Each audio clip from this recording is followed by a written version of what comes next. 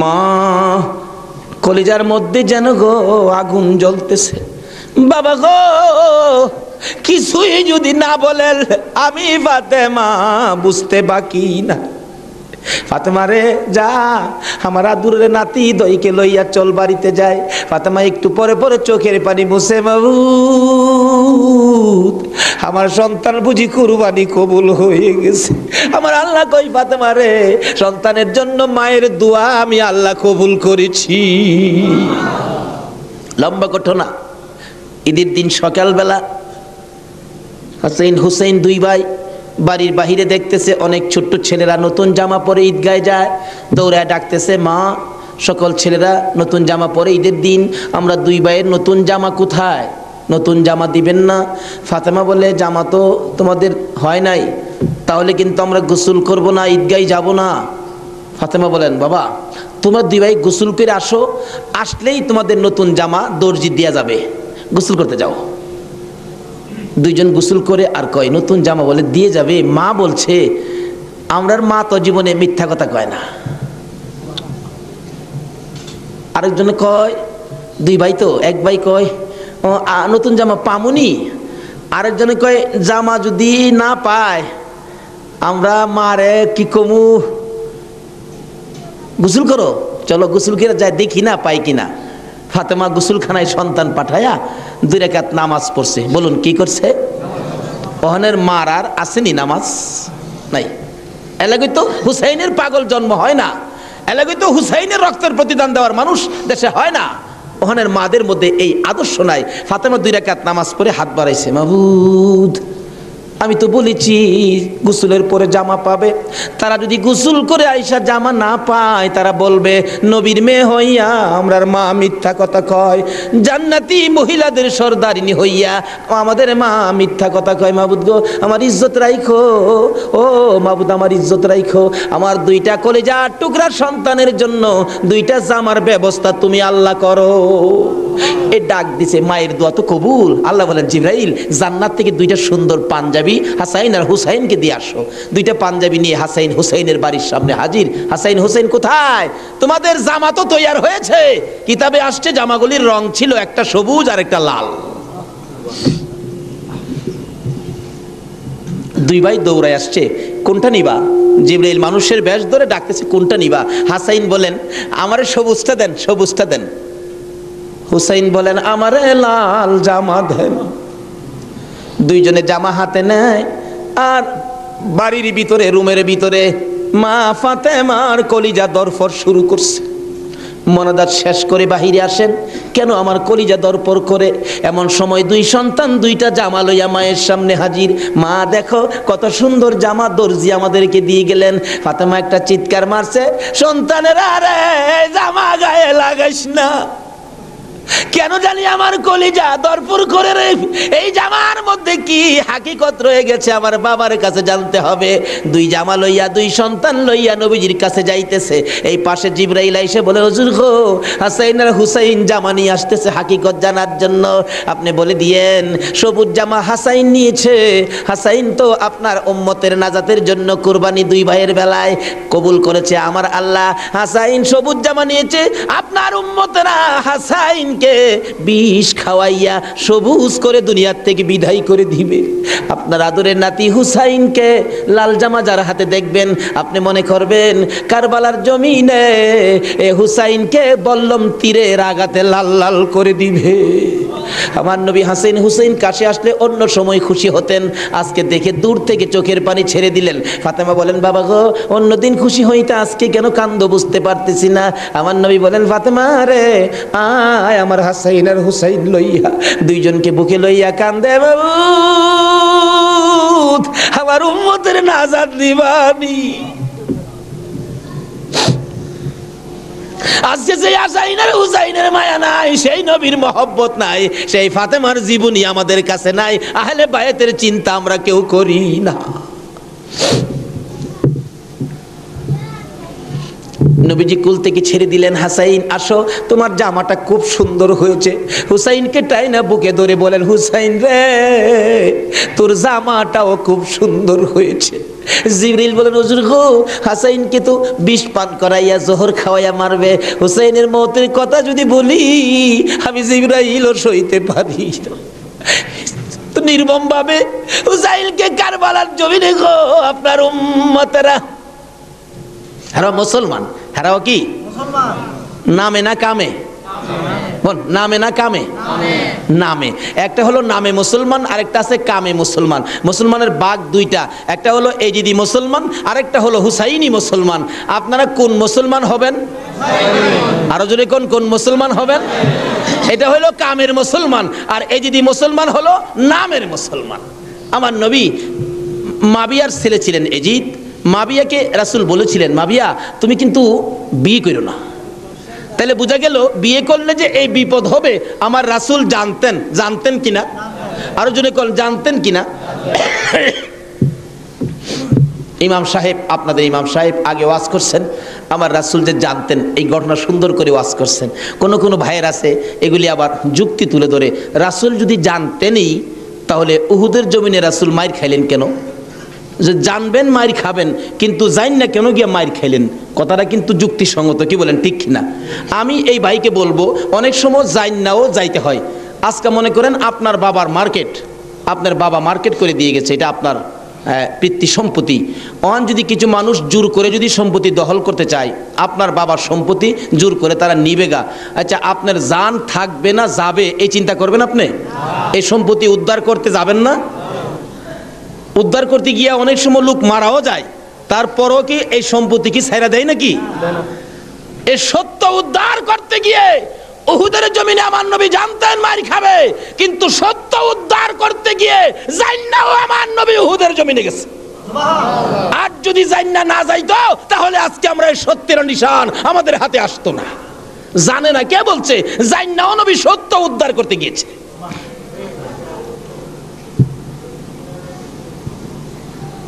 বলতেছিলাম দয়ার নবী, মায়ার নবী বলতেছেন, জিবরাইল আমার উম্মতের নাজাতের জন্য কবুল হয়েছে, কবুল হয়েছে।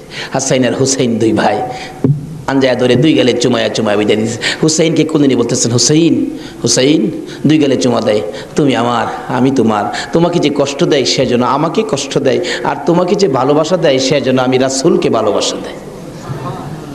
আজকে হুসাইনের ভালোবাসা এখানে বসা, হুসাইনের অনেক পরে আওলাদে রাসূলকে ভালোবাসা। ইতিহাস খুলে দেখুন, যেই ভালোবাসায় হযরতে জুনায়েদ বাগদাদী রহমাতুল্লাহ আল্লাহর ওলি হয়েছে। জুনায়েদের জীবনী খুললে পাওয়া যায়, জুনায়েদ ইরাকের বাদশার পালিত পালোয়ান ছিলেন। এত বড় পালোয়ান ছিলেন, বাবারে বাবা। ইরাকের বাদশাহ একদিন বলেন, জুনায়েদ এত খানা তোমাকে খাওয়াই, এত টাকা বেতন তোমাকে দেই, তুমি কত বড় পালোয়ান হইলা, তোমার শক্তি তো আমি দেখলাম না, আমাদের তো দেখা দরকার ছিল। জুনায়েদ বলেন, ঘোষণা দেন না, ইরাকের জমিনে এমন কোনো মারপোলা নাই আমাকে কুস্তির মধ্যে পরাজয় করবে, আমি বিজয়ী হব। যদি কেউ পরাজয় করতে পারে বলে দেন 10,000 টাকা পুরস্কার। একটা ঘোষণা সাধারণভাবে আমাদের দেশের হিসাবে দিলাম বুঝার জন্য। বাদশাহ পোস্টারিং করে দিলেন, আমার জুনায়েদকে কুস্তি লড়ে হারাইতে পারলে 10,000 টাকা পুরস্কার দেওয়া হবে। আর ওদিক দিয়ে এই পোস্টার দেখলেন নবীজির আওলাদ, নবীজির বংশের একটা লোক 3 দিন পর্যন্ত বাচ্চাদের মুখে খানা দিতে পারে না, গরিবী অবস্থা, হাঁটতেছে, রোজগারের তালাশে ঘুরতেছে, কোনো রোজগারের বাও হলো না, বাচ্চারা না খাইয়া 3 দিন পার হয়ে গেল। ডাকতেছেন, হাইরে পোস্টার দেখা যায় কুস্তি লইরা জিততে পারলে 10,000 পুরস্কার, আর সন্তানকে যখন খানা দিতে পারি না, আর জীবন রাইখা লাভ কি? কুস্তি লইরা জুনায়েদের সাথে জীবনটা দিয়ে ইলাই, এই মুখ আর সন্তানরে দেখাবো না। যাই বলতেছে, এখানে অফিসে কে আছে? আমি তো জুনায়েদের সাথে কুস্তি লড়বো, হাতির সাথে মশা। কই জুনায়েদ? আর কই? মানুষে কই, মিয়া কুস্তি লড়তে আইছো না মরতে আইছো? জুনায়েদরে দেখছো? কয় না দেখি নাই। দেখে আসো। বাবারে বাবা, কি বেটা, এই নাকি জুনায়েদ? আপনি জুনায়েদ? কহ, আমি তো আপনার সাথে কুস্তি লড়তে আইছি। জুনায়েদকে লড়তে আইছো না মরতে আইছো? আচ্ছা যেটা মরা পরে দেখা যাইব, নাম লেখেন। নাম লেখছে, রবিবার দিন আপনাদের কর্ণফুলী মার্কেটের মাহফিল আজকে, এই দিনই ধরলাম রবিবার দিন, মাঠের মধ্যে হাজার হাজার মানুষ জুনায়েদের মতো পালোয়ানকে কুস্তি লড়ে হারাবে, কুস্তি লড়বে। হ্যাঁ জানি কেমন পালোয়ান, মাঠের মধ্যে নামছে, 3 দিন পর্যন্ত খানা নাই, বাচ্চাদের চিন্তা, হাঁটতে পারে না, হাঁটলে পয়রা যা। মাঠে গিয়ে নামছে, জুনাইদ তো নামছে হাতির মতো এক পুরুষ। লেফারি মাঝখানে দাঁড়ায়, কয় কি আইলু রে, কার সাথে কি? দর্শকেরা কয় আমরা কি দেখবো, সময়টাই নষ্ট করলাম, এর সাথে কি খেলবো। এবার দেখা গেল খেলা শুরু হওয়ার আগে লেফারি জিগায়, এদিকে আসেন, আপনি কি লড়তে আইছেন না মরতে আইছেন? কয় আপনি মাতবুরি কম করেন, আপনি লেফারির দায়িত্ব পালন করেন, লড়লে আমি লড়বো, মরলে তো আমি লড়বো, আপনার বাবার কি লো? লেফারি কয় মাপ চাই বাবা, আপনি লড়েন, খুব ভালো করে লড়েন। লড়ার আগে ডাকছে, জুনাইদ এদিকে আয়, 2টা কথা বলবো, বলো। আমাকে চিনো? জুনাইদ বলেন না তো, তোমাকে তো চিনি না। কয় আমি আওলাদে রাসূল। জুনাইদ, যেই নবী না হইলে রে জগতের কিছু হইতো না। আমি সেই নবীর বংশের লোক, আমি সেই আওলাদে রাসূল। জুনাইদ রে, 3টা দিন পার হয়ে যায়, সন্তানের মুখে খানা দিতে পারি না, অসহ্য হইয়া জীবন দিতে আসছি রে জুনাইদ। তুই পারবি নি আজকে আওলাদে রাসূলের মুখে হাসি ফুটাইতে, আজকের এই ময়দানে রাসূলের বংশের কাছে পরাজয় বরণ করতে? জুনাইদ বলেন, ওই লোকটাই আমার সাথে কথা বলে সামনে দাঁড়াইয়া, আমি শুনি পিছন দিয়ে আমার নবী মদিনার থেকে ডাকে, জুনাইদ রে, পারবি নি রে আমি আওলাদে রাসূলের মুখে হাসি ফুটাইতে? এবার জুনাইদ 2টা চোখের পানি জর্জর করে ছেড়ে দিলেন। লেফারি সাহেব, বাঁশি বাজাও খো, জীবনের খেলা হবে। বাঁশি বাজাইলেন, খেলা শুরু হলো। আওলাদে রাসূল জুনাইদের গায়ে আঙ্গুলটা লাগাইলে জুনাইদ চিত হয়ে জমিনে পড়ে গেছে। লোকেরা বলেন মানি না, আবার লাগাও, আবার লাগাইলে, আঙ্গুল লাগাইলে জমিনে পড়ে গেছে। লোকেরা বলেন মানি না, আবার লাগাও, বুঝে আসে না। আমার নবী বলেন, জুনাইদ রে, এই খেলা কিন্তু ফাইনাল খেলা। আমার নবীর ডাকে জুনাইদ কানটা পেতে শুনে জবাব দেন, ইয়া রাসূলুল্লাহ, জীবন দিবই, আপনার ভালোবাসা ছাড়বো না। আরে নবীর প্রেমের পাগল যারা প্রেম খেলা খেলে, হাই রে নবীর প্রেমের পাগল যারা প্রেম খেলা খেলে, নবীর প্রেমে ওয়াজ করনি দন্ত দেয় ফেলে, নবীর প্রেমে ওয়াজ করনি দন্ত দেয় ফেলে, নবীর প্রেমের পাগল যারা প্রেম খেলা খেলে, হাই রে নবীর প্রেমের পাগল। হানজালা পাগল ছিল, নবীর প্রেমে জীবন দিল, হানজালা পাগল ছিল, নবীর প্রেমে জীবন দিল, গোসল করাইলো তারে ফেরেশতার দলে, গোসল করাইলো তারে ফেরেশতার দলে, নবীর প্রেমের পাগল যারা প্রেম খেলা খেলে, এই রে নবীর প্রেমের পাগল যারা প্রেম খেলা খেলে। পাগল ছিল আবু বকর, প্রেম দরিয়াই দিল সাঁতার, পাগল ছিল আবু আর প্রেম দরিয়াই দিলেন সাঁতার, হাসর মিজান পারি দিবে সেই প্রেমের বলে, হাসর মিজান পারি দিবে সেই প্রেমের বলে, নবীর প্রেমের পাগল যারা প্রেম খেলা খেলে, এই রে নবীর প্রেমের পাগল। বলতেছিলাম আওলাদে রাসূলের প্রেম আর ভালোবাসায় জুনাইদ খেলার মাঠে জীবন দিয়ে দিলেন, হাইরা গেলেন, জীবনের সকল মান সম্মান বিলীন করে দিয়ে আওলাদে রাসূলের মান বাড়াইয়া দিলেন। লোকেরা বলেন, জুনাইদ গো, এ বাদশার দরবারে আর যাইও না, মজার খানা আর পাইবা না, মোটা অঙ্কের বেতন তোমাকে আর দেওয়া হবে না, এ বাদশার কাছে আর যাইতে পারবা না। জুনাইদ মাথাটা নিচে দিয়ে 2টা চোখের পানি ছেড়ে ছেড়ে ডাকে, রে মাঠের ময়দানের লোকেরা, আমি এই বাদশার দরবারে আর যাইতে চাই না, আমি দুজাহানের বাদশার দরবারে রওনা হয়েছি। জুনাইদ 2টা চোখের পানি ছেড়ে ছেড়ে বাড়ির ভিতরে ঢুকলেন। লোকেরা জিগায়, জুনাইদ গো, এইভাবে কেন কান্দো বুঝতে পারতেছি না। লোকদের সাথে জবাব দেয়, সঙ্গীরা রে, আমার রাসূল আমারে ডাক দিছে রে, আমি রাসূলের ডাকে কিছু কাজ করেছি, আমার মনে বড় আশায় আমার কাজে রাসূল খুশি হয়েছে কি। জুনাইদ বলেন, এশারের নামাজ পড়ে আমি যখন বিছানায় শুইলাম, একটু পরে দেখি রাসূল আমার ঘরে হাজির, আমার মাথায় হাত বুলাইয়া ডাকে, জুনাইদ রে, নিজের সব বিলীন করে দিলে, আমি নবীর ভালোবাসায়, আমার আওলাদের ভালোবাসায় এত সব শেষ করে দিলে রে জুনাইদ, আমি সইতে পারি না। আয় রে জুনাইদ, আজকের থেকে তুই খালি জুনাইদ না, তোর মাথায় পাগড়ি পরাইয়া দিলাম। আজ থেকে নবীর ভালোবাসার বিনিময়ে তুই আউলিয়াদের মাথার তাজ হয়ে গেছো।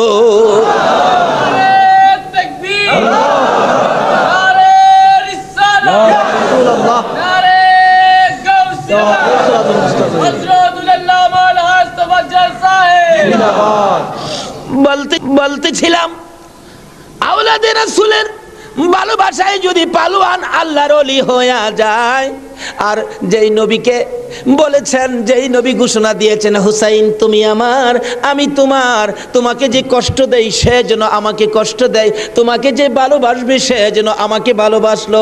বলুন আজকে যারা হুসাইনের ভালোবাসায় বসে আছেন গো, বলুন আমার নবী ভালোবাসা দিবে কিনা? আমার নবী যাকে ভালোবাসে আল্লাহ তাকে ভালোবাসবে কিনা বলুন তো? কষ্ট হইতেছে ভাই, কারবালায় যাচ্ছি, আর আধা ঘন্টা সময় দেবেন? মাশাআল্লাহ, আল্লাহ কবুল করো সকলে বললাম। লম্বা ঘটনা, কারবালার ওয়াজ 1 বছর করে শেষ করা যাবে না। আমি সংক্ষেপ করে মেন কথাগুলো আপনাদের সামনে তুলে ধরতেছি। এবার আমার নবী বলেন, ফাতেমা রে, ফাতেমা আমার 2 নাতিকে নিয়ে তুমি ঘরের ভিতরে যাও, আমার কেন জানি কলিজায় আগুন জ্বলছে, আমি হাসাইন হুসাইনকে দেখলে আমার সহ্য হয় না। হাসাইন হুসাইনকে নিয়ে যখন চলে যাই, আমার নবী কান্দে। জিবরাইল পাশে দাঁড়াইয়া বলেন, হুজুর গো কেন কান্দেন? ও জিবরাইল, আমার 2 নাতি উম্মতের জন্য কুরবানি। হুসাইনের ঘটনায় আমার মন মানে না রে।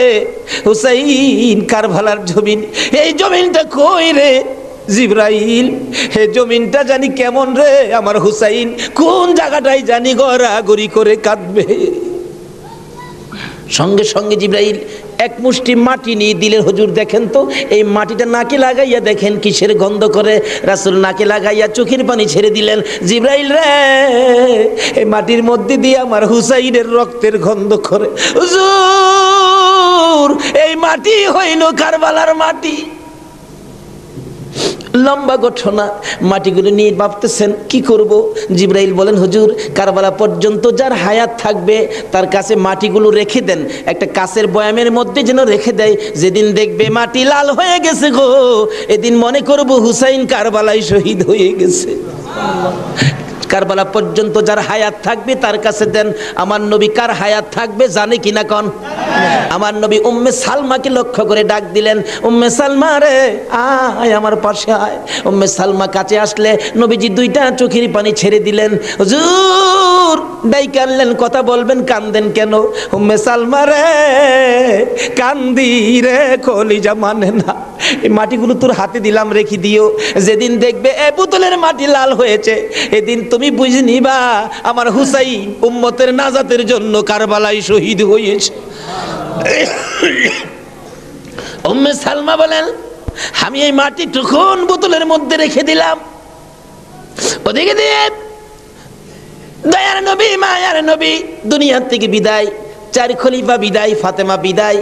এইভাবে আস্তে আস্তে আমিরে মাবিয়ার হাতে মদিনার শাসক ক্ষমতা। আমিরে মাবিয়া রাষ্ট্রের প্রধান, বুড়া হয়ে গেছে তো এজিদ। রাসূল বলছিলেন, মাবিয়ারে তুই বিয়ে করিস না, কিন্তু মাবিয়ার এমন এক রোগ হইল, লোকেরা পরামর্শ দিল কবিরাজরা বিয়ে করলে ভালো হয়ে যাবে, কিন্তু রাসূল নিষেধ দিছিলেন বিয়ে করিস না। কিন্তু রাসূল তো জানতেন, কি বলেন, জানতেন কিনা বিয়ে করিস না, কিন্তু বিয়ে করলেন। জন্ম হলো এজিদ। একটু বুড়া হয়েছে বাবা, এজিদ চক্রান্ত করতেছেন, বাবার ক্ষমতাটা আমার নেওয়া দরকার। কিন্তু এজিদ নবীর কথা মতো, নবীর প্রেম, নবীর ভালোবাসা এজিদের কাছে কখনো ছিল না। লোকেরা বলেন না, এইরকম একটা লোকের কথা আমরা মানতে পারি না, হাসাইনই তো আছে, আমরা হাসাইনকে মানব। নবীজি ভবিষ্যৎবাণী করে দিয়ে গেছিলেন, আমি দুনিয়ার থেকে বিদায়ের 30 বছর পর হাসাইন ক্ষমতায় আসবে, হাসাইনকে মানুষ ভালোবাসবে, কিন্তু এজিদ হাসাইনকে থাকতে দিবে না। যাই হোক, লম্বা ঘটনা। এজিদ কয় হাসাইনকে কিভাবে শেষ করা যায়, 2জনই পথের কাটা, একজন হাসাইন একজন হুসাইন, 2জনকে শেষ করতে পারলেই তো আমার সুবিধাজনক পরিবেশ হয়ে যাবে। কি করব, কি করা যায়? এক কুটনি বুড়িকে এনে বললেন, তুমি কি পারবা হাসাইনকে শেষ করে দিতা? কুটনি বুড়ি কয়, এটা ব্যাপারই না, এমন কিসিমের মহিলা আছে না দেশ, খালি বেজাল লাগাই সংসারে। হাসাইন রাদিয়াল্লাহু তাআলা আনহুর বিবি ছিলেন 4 জন, সকলের ছোট বিবির নাম ছিলেন জায়েদা।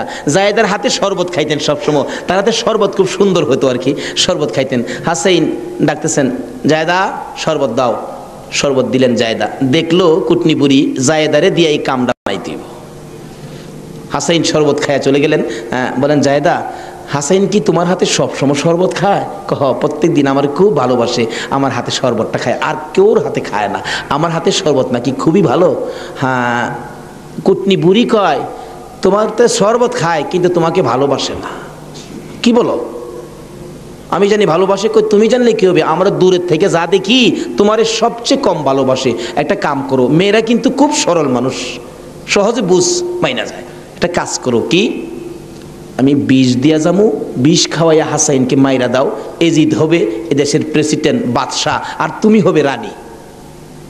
সহজে বুঝ মানলেন, সরল মানুষ তো। বিষ দিলেন, শরবতের সাথে দিয়ে খাওয়াইলে হাসাইন পিপাসিত ক্লান্ত, জায়েদা শরবত দাও।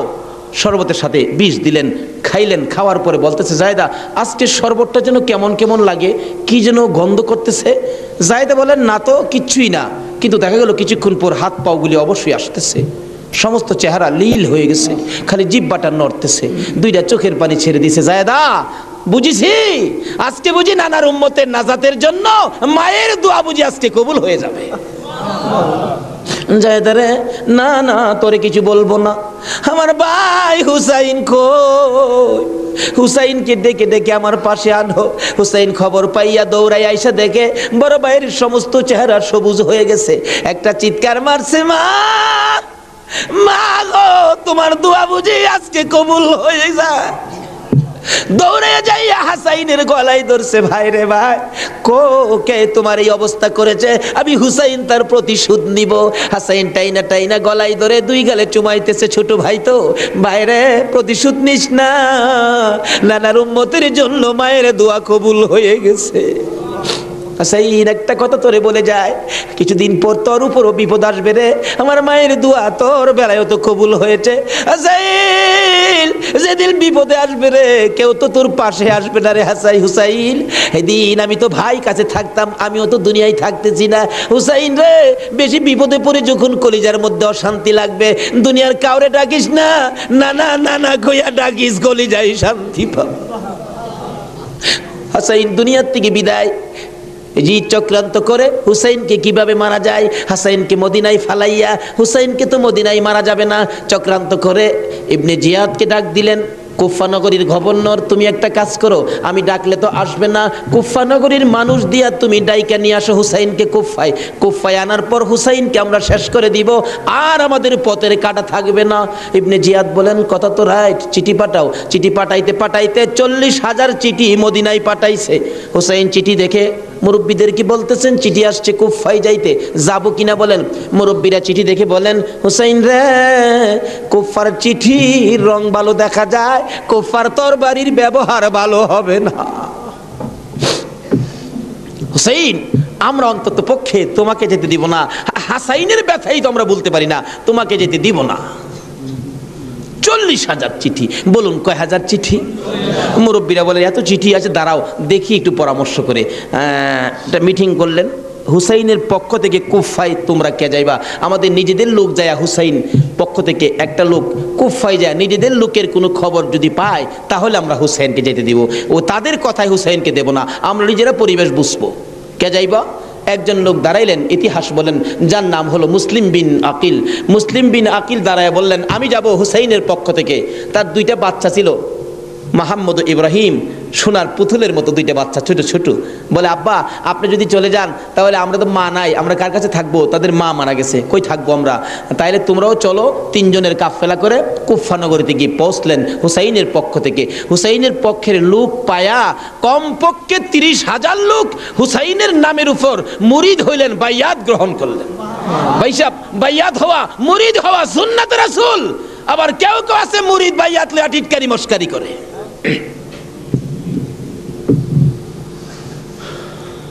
বুঝে না ভাই সাহেব, পীরের কাছে মুরিদ হবেন, কত মজার খেলা যে খেলে, আল্লাহর ওলির আল্লাহর সাথে কত খেলা যে খেলে। আল্লাহ কয় এইটা নো ফতুয়া লাগাইস না, মাসলা লাগাইস না, এটা আমার খাস বান্দা, খাস জায়গাত কোনো দলিল লাগে না। জোরে জোরে খান সোহা। এক আলেম গেছে মুরিদ হইতো হক্কানি এক পীর সাহেবের কাছে, এক আল্লাহর ওলির কাছে গিয়া, হুজুর মুরিদ হইতে আইছি। আলেম কইতেছে, বাবা মুরিদ যে হইতে আইছো, মুরিদ হইলে তো পীরের কথা মানুন লাগে। হুজুর পীরের কথা তো মানতে হবে, মানবো, তাহলে শোনো, আজকে তুমি এশারের নামাজটা পড়তে পারবা না। আচ্ছা, এই কথা কইলে কি আপনারা মানবেন? হগল পীরে কয় নামাজ পড়তে হইব, আপনি কোন নামাজ পড়তে পারবে না। আরে বাবা, সব সময় তো তুমি পড়বা, আজকের এশারের নামাজটা খালি তুমি বাদ দিবা।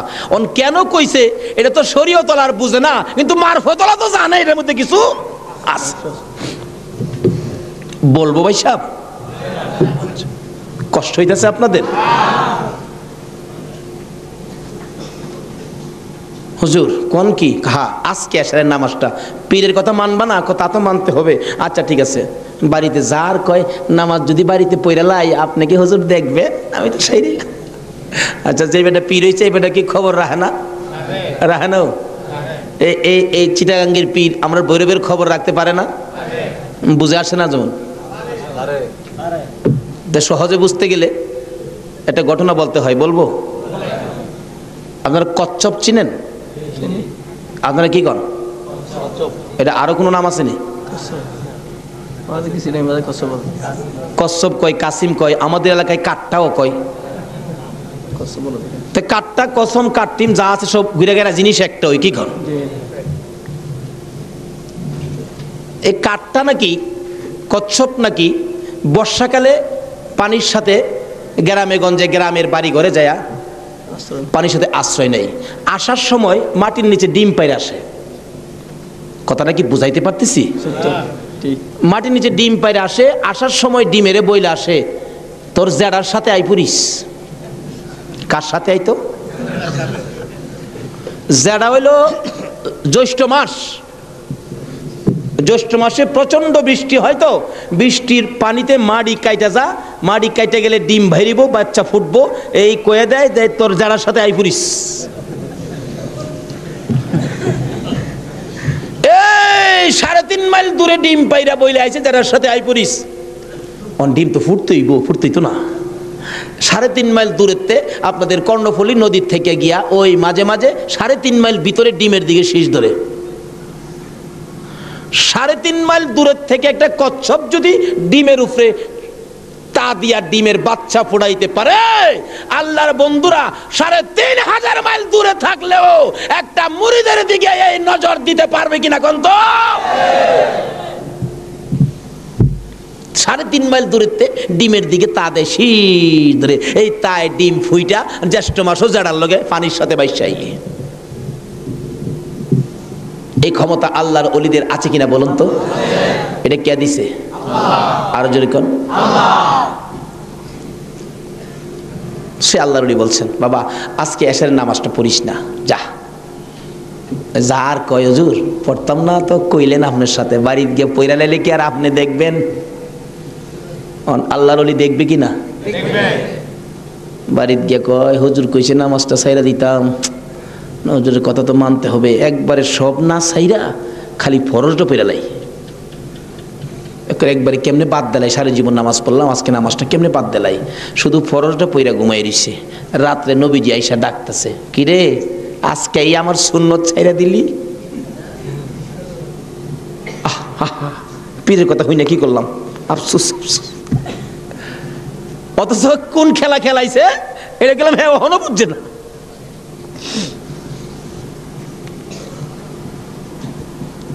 সকালবেলা ফজরের নামাজ পড়া মনের দুঃখ খুলে যাইতেছে পিসাবের কাছে। পিসাব দূরে থেকে কয়, কি ফেস বুঝি লাগছে? তাহলে বুঝা গেল খবর পিসাবের কাছে।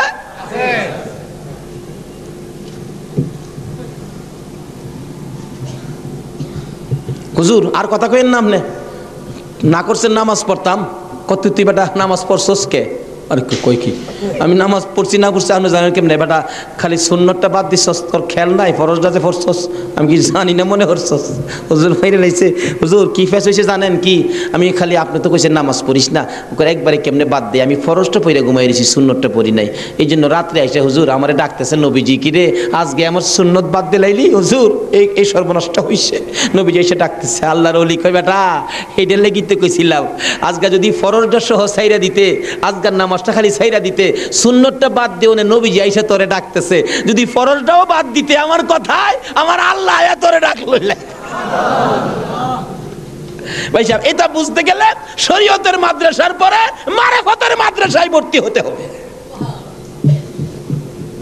জানি চট্টগ্রামটা পীর মাসের দিক দিয়া বাংলাদেশের মধ্যে আপনারা উপরে আছেন এই জন্য আমরা আপনাদেরকে শ্রদ্ধা করি আল্লাহ হায়াত দেখ সকলকে সকলে বলুন আমিন যাই হোক ওইদিকে আমার আলোচনা না আমার আলোচনা হলো কারবালা যাই হোক কারবালার দিকে পৌঁছে গেছি আধা ঘন্টা সময় দিতে রাজি আছেন না আপনারা আসুন হাইরে কারবালা যাচ্ছি এবার কারবালা এবার চিঠি পাইলেন কয় হাজার মুসলিম বিন আকিল চলে গেলেন 30,000 লোক মুরিদ হলেন বাইয়াত গ্রহণ করলেন খালি কয় মুসলিম বিন আকিল হুসাইনকে কুফায় আনেন না আমরা হুসাইনকে দেখতাম তো কুফা নগরী বড় মসজিদে বসে মুসলিম বিন আকিল চিঠি লিখলেন হুসাইন আর কোনো ভয় নাই এখানে পরিবেশ আপনার জন্য পাগল আসলেও পাগল কিন্তু খারাপ তো খালি এজিদের বংশ চিঠি পাওয়া মাত্র আপনি চলে আসেন চিঠি গিয়ে পৌঁছে মহরমের 1 তারিখ হুসাইন 6 মাসের শিশু আলী আসগর সহ মেয়ে পুরুষ মিলে 72 জনের কাফেলা নিয়ে রওনা হলেন কুফার দিকে যেহেতু চিঠি পাইছে মুসলিম বিন আকিলের হাতে ওদিক দিয়ে যেই চিঠি পাঠাইছে শুনছে ইবনে জিয়াদ এজিদের পক্ষের লোক আইসা সবাইকে সরিয়ে দিয়ে লম্বা ঘটনা মুসলিম বিন আকিলকে মসজিদের বারিন্দার মধ্যে ফালাইয়া গলায় ছুরি চালাইয়া জব করে দিলেন মুসলিম বিন আকিলের 2টা ছোট্ট ছোট্ট বাচ্চা ছিলেন মোহাম্মদ ও ইব্রাহিম 2টা বাচ্চা 12 বছর 13 বছর সোনার পুতুল খবর পাইলেন বাবাকে জব করে দিয়েছে দৌড়াইয়া পালাই রে জঙ্গলায় যায় লুকায় 2 ভাই পরামর্শ করে আমরা 2 ভাইকে যদি ধরতে পারে রে আমাদেরকেও জব করে ফেলবে বাচ্চা মানুষ এদিক দিয়ে ঘোষণা হলো মোহাম্মদ ইব্রাহিম মুসলিম বিন আকিলের 2টা সন্তান যদি মদিনায় চলে যায় খবর দিবে হুসাইন তো আসবে না 2টা ছেলেকে যে ধরে দিতে পারো 10,000 টাকা পুরস্কার আমাদের হিসাব বললাম লোকেরা তরবারি লইয়া ঘুরতেছে মোহাম্মদ ইব্রাহিমের তালাশে ওই 2টা বাচ্চা পূর্ণিমার চাঁদের মতো চেহারা সারাদিন লুকাইয়া থাকে রাত্র হলে মরুভূমির পথ দিয়ে দৌড়ে আর কান্দে আর ডাকে মদিনার পাখিরা রে আয় মদিনার খবর একটা খবর নিয়ে যা কুফা নগরীর অবস্থা ভালো না আমাদের বাবা মুসলিম বিন আকিলকে কুরবানি করে দিয়েছে আমরা 2 ভাইকে খুঁজতেছে রাস্তা পাই না কোথায় যাব হুসাইন যেন কুফায় না আসে খবর নিয়ে যাও এভাবে একদিন 1 রাত 2 দিন 2 রাত 3 দিন পার হইয়া 3 রাতের বেলা 2টা ভাই একটা খেজুরের বাগানের মধ্যে বসেছিল রাত্রে দৌড়াবে মদিনায় যাবে কিন্তু পেটের খিদা পানির পিপাসা আর হাঁটতে পারে না ছোট ভাইটা বড় ভাইয়ের গলায় ধরে কাঁদতেছে ভাই কলিজা শুকাইয়া গেছে রে একটা কাক সামনে যাইতে পারবো না 2 জন গলাগুলি করে খেজুরের বাগানের মাঝখানে ঘুমিয়ে গেছে এই খেজুরের বাগানের মালিকের নাম ছিল হারেস হারেস নিজে ও তরবারি লইয়া ঘুরতেছে সকালবেলা হারেসের বিবি যাই বাগান দেখবে যাইয়া দেখে বাগানের মাঝখানে সব বিচ্ছুর বয় থাকে কিন্তু এই বয়ের মাঝখানে 2টা পূর্ণিমার চাঁদের মতো সন্তান ঘুমাইয়া রইছে আস্তে আস্তে কাছে যাইয়া ছোট্ট ভাইটার মাথায় হাত দিলে চোখ খুলে দেখি কুফার মহিলা চিৎকার মারছে ভাই গো আর ঘুমাইস না কুফাবাসী আমরার খবর পেয়ে ফেলছে মদিনায় বুঝি আর যাওয়া হবে না তুমি আমার মা লাগো আমার মা নাই বাবা নাই আমরা মদিনার সন্তান আমরা মদিনার আওলাদ কুফাবাসীর কাছে আমাদের খবর দিও না মহিলাটা বলতেছেন মহিলাদের মায়া বেশি আয় বাবা তোমাদের তালাশে আমার স্বামীও ঘুরতেছে এখানে থাকলে কেউ না কেউ তোমাদেরকে দেখে ফেলবে আসো আমার বাড়িতে নিয়ে লুকাইয়া রাখি সন্ধ্যা হলে আমি নিজে মদিনায় লইয়া যাইব মা বোনেরা এমন একটা ভালোবাসা দাও না গো এই মহরমের চাঁদে সন্ধ্যা হইবার আগে বাচ্চা দুইটা রান্না করে রাখছিল। ছোট্ট ভাইটা ঘুম থেকে উঠে বসে বসে কান্দে, মা মা কইয়া। বড় ভাইটা ঘুম থেকে উঠে ডাকে, কান্দিস না রে, কান্দার আওয়াজ শুনলে আমাদের জীবন থাকবে না। এমন সময় হারেস দৌড়ে আসছে ঘরের মধ্যে খানা খাওয়ার জন্য। খানা খাইতে বসে ডাকতেছে, বিবি গো জলদি করে খানা দে, কে জানি পুরস্কারের বাগি হইয়া যায়। এমন সময় রান্না করে কান্দার আওয়াজ শুনলে ডাকতেছে, বিবি রান্না করে কে কান্দে? বিবি বলেন, তোমার ঘরে নয়, অন্য ঘরে কান্দে। বিবি রে, আমার ঘরে কান্দার আওয়াজ শোনা যায়। বিবি মিথ্যা কথা কোস, আমার ঘরে কান্দা। বিবি বলেন, তোমার ঘরে নয়, কুফাবাসীর সন্তানেরা কান্দে। হারেস বলেন, বিবি রে, কুফাবাসীর কান্দা এত সুন্দর না। বাসন ধাক্কা দিয়ে সরাইয়া তরবারিটা লইয়া ওইটা দাঁড়াইলে বিবি পিছন দিয়ে আঞ্জায় ধরেছে, স্বামী আর সামনে যাও না, হে মদিনার ময়নাদের গলায় চুরি দিও না। তোমার যদি মারতে চাই গো স্বামী, আমার গলাটা পেতে দিলাম, আমার গলাটা কাইটা দাও। না না, মানবো না। দৌড়ে যাইয়া রান্নাঘরের দরজায় দাঁড়াইয়া দেখে দুইটা পূর্ণিমার চাঁদ উদয় হইয়া রইছে। তরবারিটা দেখে ছোট্ট ভাইটা চিৎকার মারছে, বাবা গো খইয়া। বড় ভাইটা কান্দে, কান্দিস না, আমার বাবা গেল যেইভাবে রে, আমরাও যাইব সেইভাবে। এইভাবে যারা জীবন দিয়েছে সেটাই হলো আমার আল্লাহর রাস্তা। দুই ভাইকে ধরে মুরগির বাচ্চার মতো শেষরাইয়া বাহির করে যাইতে যাইতে যাইতে যাইতে একটু পরে পরে ছোট্ট ভাইটা জিগায়, হারেস রে, আমরা মেরে ফেলবে রে, মারিস নাই, আমরার মা নাই, আমরার বাবা নাই। আকাশের দিকে তাকাইয়া ডাকে, রে আকাশের পাখিরা রে, আয় একটা খবর নিয়া হুসাইনের কাছে পৌঁছে দে, হুসাইন যেন কুফায় না আসে। রওনা হলেন, যাইতে যাইতে সন্ধ্যা হয়ে যায়। পুরাত নদীর কিনার দিয়ে যাচ্ছে। হারেস ভাবতেছে, দুইটা সন্তান, দুইটা ছেলে জীবিত যদি নিয়ে যায়, আমার চেয়ে শক্তিশালী কেউ আয়সা যদি আমার কাছ থেকে নিয়ে যায়, পুরস্কার আমি পাবো না, বরঞ্চ জব করে দুইটা মাথা খালি নিলেই তো হয়। দুইটা ভাইকে জব করার জন্য প্রস্তুতি নিলে ছুরির দিকে তাকাইয়া তাকাইয়া বাচ্চারা কান্দে। ছোট্ট ভাইটাকে জমিনে শোয়াইছে, গলাটা কাটবে, লাফ মেরে উইটা গেছে। বড় ভাইটাকে শোয়াইছে, উইটা গেছে। আবার জোর করে জমিনে শোয়াইয়া ছোট্ট ভাইটাকে বুকের উপর পাড়া দিয়া ধরছে, মাথার মধ্যে চাপা দিয়ে ধরে গলাটাই ছুরি চালাবে, ছুরির নিচে তাইকা কানতেছে, হুসাইন আইসো না গো, কারবালায় আইসো না, এই কুফা নগরীতে আইসো না, কুফার মানুষের তরবারির ব্যবস্থা ভালো না। গলা কেটে দিলেন বড় ভাইটারে, গলা কেটে দুইটা ভাইকে দুই দিকে ধাক্কাইয়া পুরাত নদীতে ফেলে দিলেন, মাথা ছাড়া বডিখানি ফেলে দিয়ে মাথা রুমালের প্যাকেট করে রওনা হলে শুনে পিছন দিয়ে আবার ডাকতেছে, হারেস রে, আমরা দুই ভাইয়ের মারিস না। হারেস বলেন, মাথা কেটে নিয়ে আসলাম। আবার ডাকে কে? পিছনে যাইয়া দেখে দুই দিকে দুইটা বডি লাশ ছিল। দুইটা ভাই আবার একসাথে হইয়া এক ভাই আর এক ভাইয়ের আনজাইয়া ধরে রাখছে। আমার আল্লাহ বলেছে, আমার রাস্তায় যারা জীবন দেয় রে, তারা মরে না, তারা মরে না রে, তারা জীবিত। এই দুই ভাই প্রমাণ করে দিলেন তারা জীবিত। ওদিকে যায় না, ওদিক দিয়ে যাইতেছে, এজিদের দরবারে পুরস্কার আনবে। এদিক দিয়া ইমাম হুসাইন 72 জনের কাফেলা লইয়া গো আস্তে আস্তে কারবালার জমিনে এসে পৌঁছে সন্ধ্যা হয়ে যায়। রাস্তা চিনে না। হুসাইন বলেন, তাবু গাড়ো, সকালবেলা কুফার দিকে রওনা হব। তাবু গাড়তে গেলে জমিনে কূপ দেয়, মাটির থেকে রক্ত বাহির হয়। গাছের ডালে আঘাত করে, গাছের ডাল থেকে রক্ত বাহির হয়। সঙ্গীরা বলেন, হুসাইন ব্যাপারটা বুঝতে পারতেছি না। হুসাইন বলেন, রাখো রাখো, এখানে গিয়ে কি কাউরে পাই কিনা জিজ্ঞেস করলেন, এই জায়গাটার নাম কি? একজন লোক বলেন, আপনারা কোত্থেকে আসছেন? আমরা মদিনার থেকে আসছি। এই জায়গাটার নাম কি? জায়গাটার নাম কারবুলা। হুসাইন একটা চিৎকার মারছে, সঙ্গীরা রে, তাবু গাড়ো। আমার নানা বলেছে রে, নানার উম্মতের জন্য আমি হুসাইন কারবালাই নাকি শহীদ হব। মুহররমের 7 তারিখ তাবু গাড়লেন। সন্ধ্যা হইলে তাবু গাড়লে, রাত্র শেষ হওয়ার আগে 4000 এডিশন নিরস্ত্র মুসলমানের চারপাশে ঘেরাও করেছে। আজকে সেই নিরস্ত্র মুসলমানের উপর ইরাকের জমিনে বলুন তো আক্রমণ হচ্ছে কিনা? সকালবেলা ডাকে, হুসাইন যুদ্ধ করো। হুসাইন বলেন আমি তো যুদ্ধ করতে আসি নাই, বেড়াইতে আসছি, যেতে দেখো চিঠি পাই আসছি বেড়াইতে, কোনো কথা মানবো না, যুদ্ধ করো। একদিন, 2 দিন, 3 দিন পার হইয়া মহরমের 9 তারিখ দিবাগত 10 তারিখের রাত্রে শেষ চিন্তাধারা। হুসাইন তাবুর বাতিরা জ্বালায় বলতেছেন, তোমরা কথা শোনো। কি এখানে অবস্থা ভালো দেখা যায় না, যুদ্ধ করার তো কিছু নাই, তোমরা আমার একটা কথা শোনো। কি? বাতিটা নিবাইয়া দিলেন। নিবাইয়া দিয়া বলতেছেন যে যেদিক দিয়া পারো কারবালা ছাইরা তোমার নিজেদের জান বাঁচাও, কিন্তু হুসাইন কারবালায় শহীদ নানার উম্মতের নাজাতের জন্য। সারা রাত কান্নাকাটি। পারবা? 9 তারিখ দিবাগত রাত্রে টিভির বার্তাটা বন্ধ রাখতে, রেডিওর চাবিটা বন্ধ রাখতে।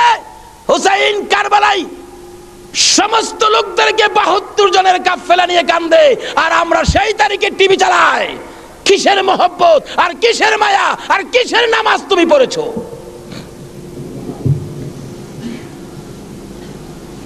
যদি কথা দিতে পারো 9 তারিখ দিন গিয়া রাত্রে টিভি আর চালাবো না, আর গান বাজনা করবো না, হুসাইন তোমার জন্য ওই ফুলসিরাতের কিনারে দাঁড়ায় থাকবে।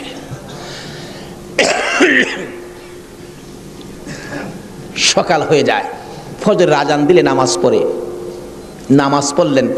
এত বিপদ তারপরও হুসাইন নামাজ ছাড়ে না, পড়ে। তাহলে বোঝা গেল এই নামাজ ছাড়া গেলে হুসাইনকে পাবো না। নামাজ পড়ে কোরআন শরীফ পড়তে বসছেন, এমন সময় শাহার বানু এই 6 মাসের বাচ্চাটা নিয়ে ডাকতেছেন, স্বামী, স্বামী গো, 3 দিন পর্যন্ত খানা পিনা কিচ্ছু নাই তাবুতে, এই মরুভূমির গরমের তাপে বাচ্চাটার কলিজা পর্যন্ত শুকায় গেছে, দেখো জিহ্বাটা নাড়াতে পারতেছে না, 6 মাস কথা বলতে পারে না, তো একটু পানি যদি খাওয়াইতে পারো মনে হয় বাচ্চাটা বেঁচে যাবে, না হয়তো বাচ্চাটা মরে যাবে। হুসাইন কো দাও দাও দাও, কোলে নিয়ে কাঁদতেছে আর ডাকতেছে, এই যদি সৈন্যরা রে, এরকম বাচ্চা তো তোদেরও আছে, দুষ করলে আমরা করছি, এই তো কোনো দুষ করে নাই, একটু পানি বাচ্চাটারে দে, আমার নানা না হইলে কিচ্ছুই হইতো না, এই পানি হইতো না, আজকে আমার নানার আওলাদ মারা যাবে পানির জন্য, একটু পানি দে, অনুরোধ তোদের কাছে, একটু পানি বাচ্চাটারে দে, আমাদেরকে দরকার নাই, বাচ্চাটারে দে। এইভাবে ডাকতেছে আর যাইতেছে। দূর থেকে একটা এরিদি সৈন্য হুসাইনের দিকে লক্ষ্য করে তীর মারলেন। তীর আইসা হুসাইনের গায়ে তো লাগলো না, হুসাইনের কুলে 6 মাসের শিশুর কলিজাটার মাঝখান দিয়ে তীর ঢুকে গেছে। আলী আসগর বাবার মুখের দিকে তাকাইয়া জিহ্বাটা বাহির করে দিছে, 2টা চোখ উল্টাইয়া চোখের পানি ছেড়ে ছেড়ে বুঝাইতেছে, বাবা গো, মায়ের কাছে বলে দিও আর জীবনে পানি চাইতাম না। হুসাইন বলেন, টান দিয়ে তীরটা যখন খুলে ফেললাম, তীরের আগার মধ্যে আমার বাবার কলিজা সিরা আইসা পড়ছে। মৃত শিশু কুলে লইয়া তাবুর পাশে যাইয়া লম্বা ঘটনা ডাকতেছে, ও শাহার বানু কোথায়? কেন? এই যে নাও তোমার ছেলেরে পানি খাওয়াইছি, বেরিয়া দেখে মা দুকিনি বাবার জিহ্বা বাহির হইয়া রইছে, চোখ 2টা উল্টা লইছে, বুকের মধ্যে রক্ত দেখা যায়, চিৎকার মারছে, বাবু আমার বাবা কুল পানি খাইছে গো। এই জমিনে যে নবীর জন্য সব বানাইছো, সেই নবীর উম্মত পানি পায় না, তীর খায়া মরে আর কলিজা মানে না। এইভাবে কাঁদতেছিলেন। মুহররমের 10 তারিখ সকালবেলা আলী আকবর 18 বছরের পালোয়ান দৌড়াই আসছেন। মা কেন কান্দো? দেখাইলেন, দেখো তোমার 6 মাসের ছোট্ট ভাইয়ের অবস্থা। আলী আকবর দেখে আর সহ্য করতে পারে না, রক্ত হাতে নিয়ে বলতেছেন, মাবুদ গো, এ রক্ত ছুঁয়ে কসম খাইলাম এদিদি সৈন্যরে ছাড়বো না। যুদ্ধ শুরু হয়ে যায় মুহররমের 10 তারিখ। আলী আকবর যুদ্ধ করতে করতে পিপাসিত ক্লান্ত হইয়া তাবুতে ফিরে এসে ডাকতেছেন, মা, মা, 1 গ্লাস পানি যদি খাওয়াইতে পারো, কথা দিলাম সমস্ত কারবালার সৈন্য, এই দিদি সৈন্য ওদেরকে আমি খতম করে ফেলবো। মা চোখের পানি ছেড়ে ছেড়ে বলেন, আলী আকবর রে, পানি যদি থাকতো তোর ভাই কি তীর খায়া মরতো? নাই রে বাবা, পানি নাই, পানি নাই। মায়ের পায়ে সালাম করলেন আর চোখের পানি ছেড়ে দিলেন। মা, মা গো, বিদায় দাও গো, দেখা হবে হাসরের ময়দানে। যাইতে যাইতে যাইতে যাইতে একটু যাই আবার ফিরে ফিরে চাই, মা বিদায় দাও, দেখা হবে হাসরের ময়দানে। মা 2টা হাত বাড়ায়া ডাকে, আর ফিরে ফিরে চাইস না রে বাবা, আর ফিরে চাইস না, সহ্য হয় না। যুদ্ধ করতে করতে আলী আকবর শহীদ। এইভাবে পুরুষ যারা ছিল সব শহীদ, শুধুমাত্র বাকি জয়নাল আবদিন বিমারি আর ইমাম হুসাইন। হুসাইন তরবারিটা নিয়ে পোশাক পরে তৈয়ার হলেন। জয়নাল আবদিন দাঁড়াইতে পারে না, পড়ে যায়, তারপরেও ডাকে, হুসাইন গো তুমি যাইও না, আমি জয়নাল যাব। বিমারি শক্তিশালী উঠতে পারে না, তবু হুসাইনের পক্ষে যাইতে চায়। আর আমরা শক্তিশালী হইয়াও হুসাইনের পক্ষে যাইতে চায় না। এবার বলতেছেন, জয়নাল রে তুমি যাও না, তুমি যদি যুদ্ধের ময়দানে শহীদ হয়ে যাও নবীর বংশের বাতি টুকুন কে জ্বালাবে। হুসাইন যুদ্ধে চলে যায়। লম্বা ঘটনা সংক্ষেপ করে দিলাম। মুহররমের 10 তারিখ যুদ্ধ করতে করতে তীরের আঘাত, বল্লমের আঘাত লাগে, আর রক্ত জর্জর করে পড়ে, রক্তে জামা ভিজে যায়, গোড়ার পিঠ পর্যন্ত লাল হয়ে যায়। আরে রক্তে লালে লাল হইল কারবালার ময়দান, বলুন রক্তে লালে লাল হইল। শহীদ হলো ইমাম হুসেন নবীর জানের জান, শহীদ হলো ইমাম হুসেন নবীর জানের জান, রক্তে লালে লাল হইল কারবালার ময়দান।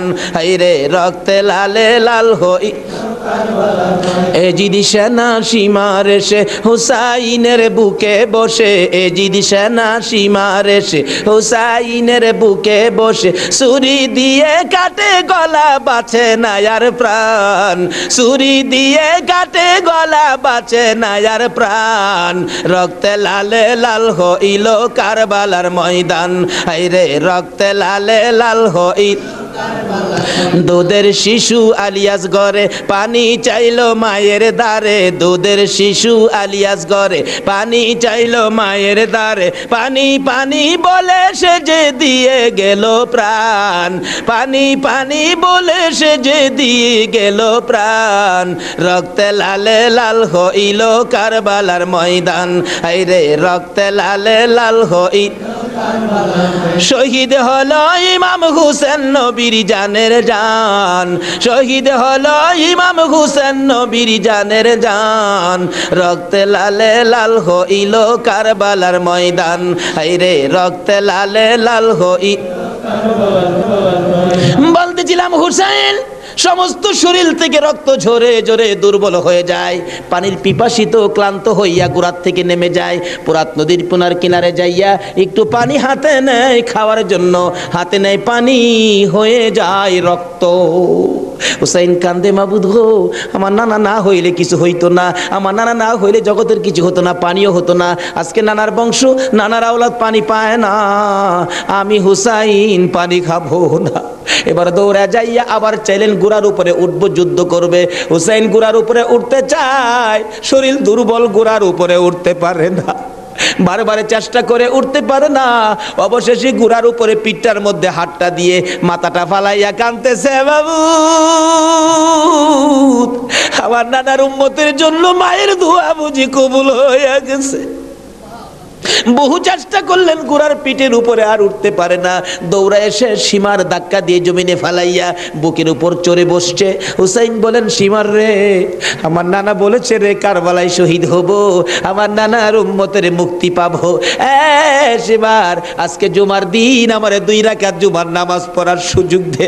ও নবীর উম্মতেরা, নবীর আশেকেরা, হুসাইনের আশেকেরা গো, এই 2 রাকাত নামাজ জুমার নামাজ ছাইরো না, আমার নবীর শাফায়াত নসিব হবে না। রক্তে লাল হইয়া যদি হুসাইন 2 রাকাত জুমার নামাজ পড়তে পারে গো, আজকাল থেকে কথা দিতে হবে জীবনে কোনোদিন জুমার নামাজ ছাড়তে পারবা না। জুমার নামাজ আদায় করতে সময়টুকুন দিলে নামাজ শুরু করে দিলেন, রুকু সিজদার কাজ শেষ করে তাশাহুদে বসে সালাম ফিরানের আগ পর্যন্ত কাছাকাছি বসে বসে এজিদি সৈন্যরা নামাজের ভিতরে প্রত্যক্ষদর্শীরা বলেন এক একটা করে তীর মারে হুসাইনের গায়ে। ডান দিক দিয়ে যদি তীরটা মারতো বাম দিক দিয়া বেরিয়ে যাইতো, সামনে দিয়া মারলে পিছন দিয়া বেরিয়ে যায়, এই কিসিমের তীর গো নামাজের ভিতরে 72টা তীর লাগাইছে। হুসাইন সালামটা ফিরাইয়া নানা গো কইয়া কালতে কালতে জমিনে গড়াগড়ি শুরু করে দিলে। নিষ্ঠুর পাষাণ এই যদি সৈন্যের সীমার গলা কাইটা মাথা আলাদা করে নিয়ে গেছে। হুসাইন শহীদ হয়ে যায়, ওদিকে দিয়ে ডাকতেছে। মুহররমের 10 তারিখ সন্ধ্যা যখন হয়ে গেল, উম্মে সালমা বলেন আমি মাগরিবের পর থেকে শুনতেছি নবীর রওজার চারপাশে কে যেন হাউ মাউ করে কাঁদতেছে। মনে বড় অশান্তি, কিসের কান্দার আওয়াজ, দৌড়ায় যাইলাম, যাইয়া দেখি কোনো মানুষ দেখি না, কে যেন কান্দে। এসারে নামাজ পড়ে আমি উম্মে সালমা ঘুমের ঘরে ঘুমিয়ে গেলাম। এমন সময় দেখি আল্লাহর বন্ধু কানতে কানতে কোত্থেকে যেন আসতেছে। কাছাকাছি আসার পরে দেখি আবার রাসূলের গায়ে রক্ত মাখা মাটি দেখা যায়। উম্মে সালমা বলেন, হুজুর কেন কান্দেন রক্ত মাখা মাটি শরীরে লইয়া? আমার নবী বলেন, উম্মে সালমা রে, বোতলের মাটির দিকে তাকাইয়া দেখ, বোতলের মাটির অবস্থাগুলো দেখ। উম্মে সালমা বলেন, তাকাইয়া দেখি বোতলের মাটি লাল হয়ে গেছে। আবার রাসূল বলেন, উম্মে সালমা রে, আমার হুসাইন কারবালায় নাই রে, কারবালায় না। উম্মে সালমা বলেন, প্রশ্ন করলাম, ইয়া রাসূলুল্লাহ, হুসাইন তো কারবালায় শহীদ, আপনার রওজার পাশে কাঁদলো কে জানতে চাই। আমার নবী বলেন, আরে উম্মে সালমা, আমার হুসাইন যখন কারবালায় তীরের আঘাতে নানা কইয়া ডাক মারছে রে, আমি নবী রওজার থেকে বাহির হইয়া দৌড় মারছি। ওই সময় রহমতের ফেরেশতারা আমার রওজার পাশে বসে বসে কাঁদছে। আমি কারবালায় যাইয়া দেখি আমার হুসাইন তীরের আঘাতে রে নানা নানা কইয়া গড়াগড়ি করে। আমি হুসাইনকে আনজায়া ধরছি। হুসাইন তীরের আঘাতে যতটা গৈর দিছে রে, আমি রাসূল হুসাইনের সাথে ততটা গৈর কারবালার জমিনে দিয়েছি। এই হুসাইনের রক্ত কারবালার মাটিতে পড়েছে, এই রক্ত মাখা মাটি আমি নবীর গায়ে লাগছে। এই উম্মে সালমা জানাইয়া দিস রে, এই রক্ত মাখা মাটি আমি রাসূলের কাছে জমা থাকবে। আসরের জমিন যেদিন গায়ে হবে, আমি আমার মাওলার দরবারে হুসাইনের রক্ত মাখা মাটিগুলি তুলে ধরবো। মাবুদ, আমার মেয়ে ফাতেমা সন্তান কুরবানি করেছে আমার উম্মতের নাজাতের জন্য। এই যে দেখো হুসাইনের কারবালার রক্ত মাখা মাটি তুলে ধরলাম। আর ফাতেমা হুসাইনের মাথাটুকু লইয়া দাঁড়াইয়া বলবে, আমি হুসাইনের মাথাটুকু তুলে ধরলাম। মাবুদ গো, এর বিনিময়ে আমার বাবার উম্মতের মাফ করে দাও।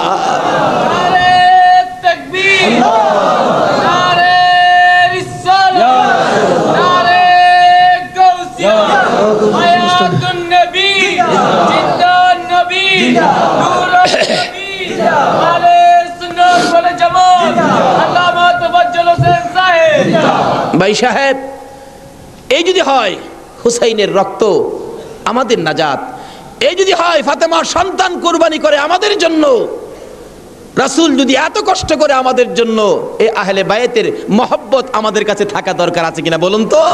তাদের আলোচনা তাদের জীবনে আমাদের প্রত্যেকের অন্তরে রাখা দরকার আছে কিনা বলুন তো? আল্লাহ আমাদেরকে আজকের মাহফিলে সে বুঝটুকুন দান করে দেখ, সকলে বলুন আমিন। আসুন আজকে দোয়া হবে। এই মাহফিলের আয়োজন যারা করেছেন, এই ব্যবসায়ী ভাইদের ব্যবসায়ী যেন আল্লাহ বরকত দেন। খাস করে শুনলাম যে তারা সংগঠন করে এই মাহফিলের জন্য 3 টাকা করে রোজ জমা করে এই কষ্ট করে হুসাইনের প্রেম ভালোবাসা, নবীর প্রেম ভালোবাসার পরিচয় দিয়েছেন। আজকে আল্লাহ আমাদেরকে কি দেয় এটা দেখবো আখিরি মোনাজাতের মধ্যে। প্রশ্ন করবেন, হুজুর কি দেখবো? দেখবেন মোনাজাতের পর যদি দেখেন শরীরটা হালকা লাগে, মনটা শান্তি লাগে, তাহলে মনে করবেন এই মাহফিলের বরকতে জীবনের গুনাহ মাফ করে যা দাবি করছিলেন সব পুরা করে দিয়েছে। আসুন দোয়ার আগে ওই নবীর প্রেম ভালোবাসা মহব্বতের সহিত একটু দুরুদ সালাম মদিনা পাঠায় দে। ইয়া নবী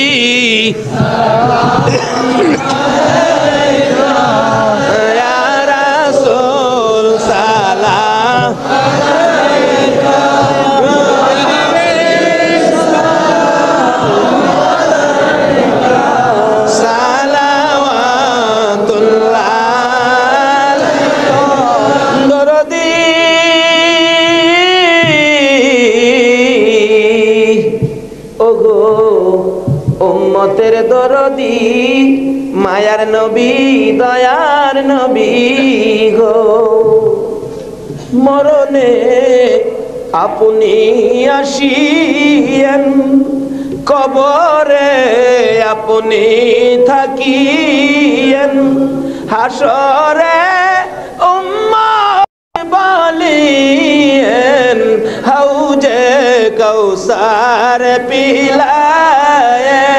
ইয়া নবী সালাম আলাইকা, ইয়া রাসূল সালাম আলাইকা, ইয়া হাবিব সালাম আলাইকা, সালাওয়াতুল্লাহ কান্দারি।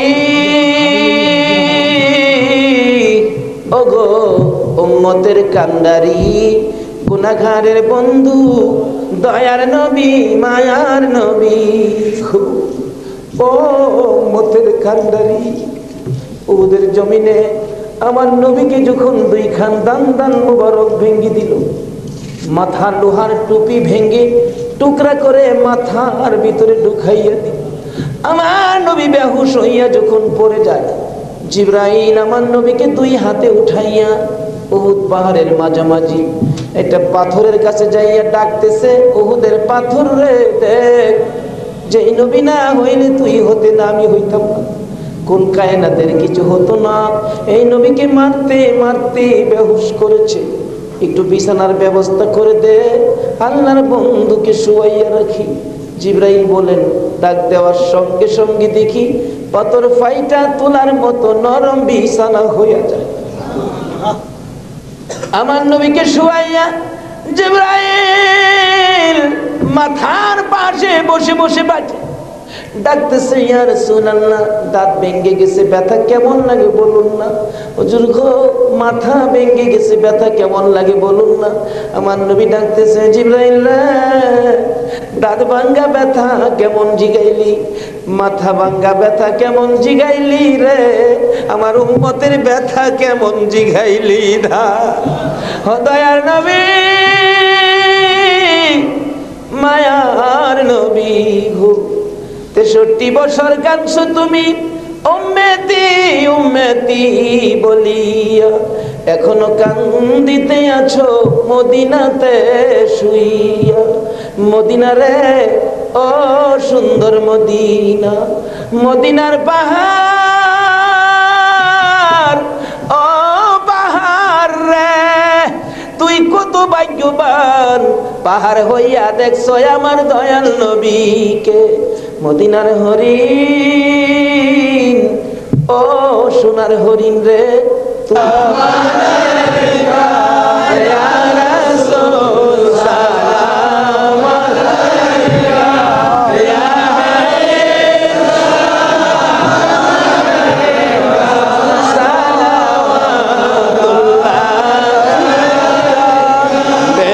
रब मेरे दुरूद व सलाम बरगुज़ीदा नबी पर अपने मुदम बलगल उला बिकमालिही कशफत दुजा बिजमालिही असनत जमीउ खिसालिही सल्लु अलैहि व आलिही सल्लिमु या कौम बल सल्लु अला सदरिल अमीन मुस्तफा मा जा इल्ला रहमतल लिल आलमीन।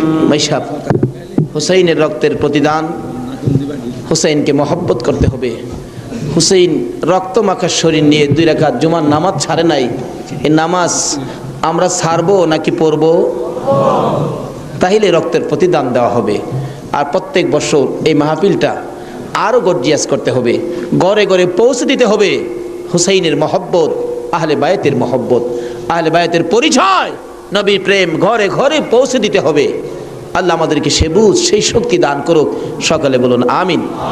আজকে যারা হুসাইনের স্মরণে মাহফিলের আয়োজন করেছেন, আজকে হুসাইন আর হাসাইনকে নিয়ে আমার নবী মদিনায় বসে বসে আপনাদের কথা স্মরণ করতেছে। কারণ উম্মতের বিপদে নবীজি সবসময় হাসাইন আর হুসাইনকে ব্যবহার করবেন। ফাজাইলে দুরুদের মধ্যে লেখেন, দুরুদের কিতাবে লেখেন 637 হিজরির এক ঘটনা।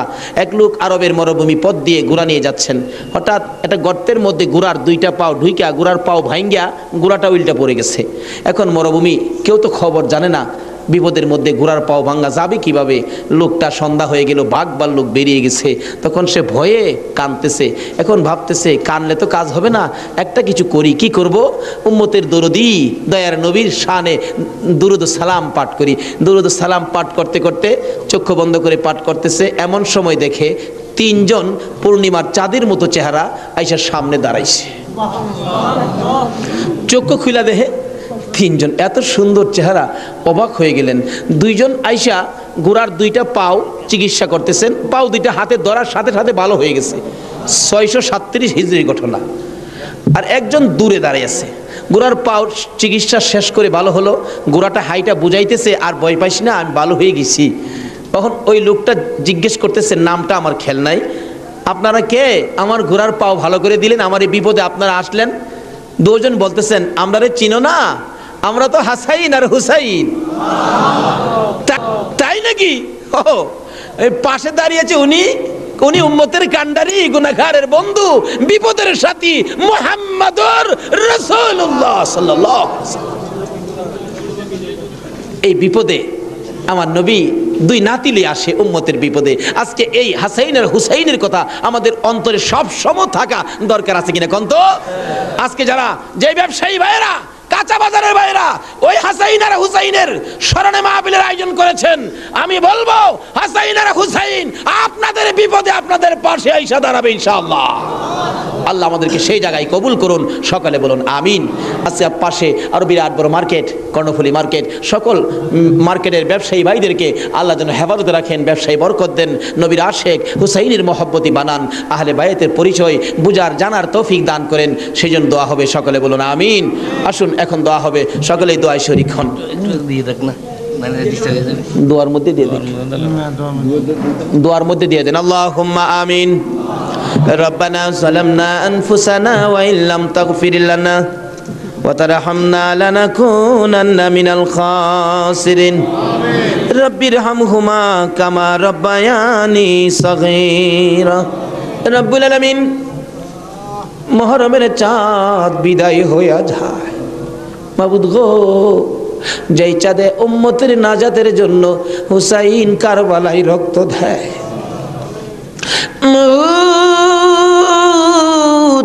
উম্মতের নাজাতের কান্না আমার নবী কত কান্দা কাঁদছে, হাসাইন হুসাইন কুরবানি ফাতেমা কত কান্দা কাঁদছে।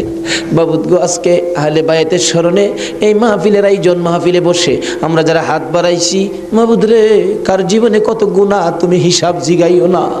আজকের জন্য কে নামাজি কে বেনামাজি কাউরে কিছু কইও না গো আল্লাহ। আজকের মাহফিলে কে যুবক কে বুড়া কাউরে কিছু জিগাইও না, মেয়ে পুরুষ কাউরে কিছু কইও না। যারা এই মাহফিলের মায়া করে আহলে বায়াতের মহব্বত নিয়ে হাত বাড়াইছে, আমাকে সহ সবাইকে তুমি মাফ করে দাও গো আল্লাহ। মাবুদ, মাবুদ রে, জীবনে কত গুনাহ করেছি হিসাব যদি জিগাও, আমরা মাফের আওতায় পড়ব না।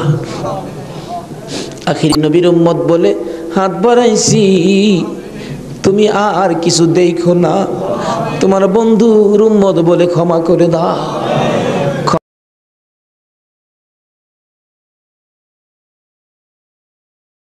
ক্ষমা যদি না করো, কবে জানি মৌতের চিঠি দিয়ে আজরাইল পাঠিয়ে দাও, কবে জানি বড় বাড়ি বড় ঘর সুন্দর বিছানার থেকে চারজনে দৌড়ে দৌড়ে টাইনা টাইনা বাহির করবে, উঠানের কিনারে পর্দা টানাবে, জীবনের শেষ গোসল করাবে, বড়ি পাতার গরম পানি দিবে, নাকে কানে তুলা লাগাবে রে মাবু,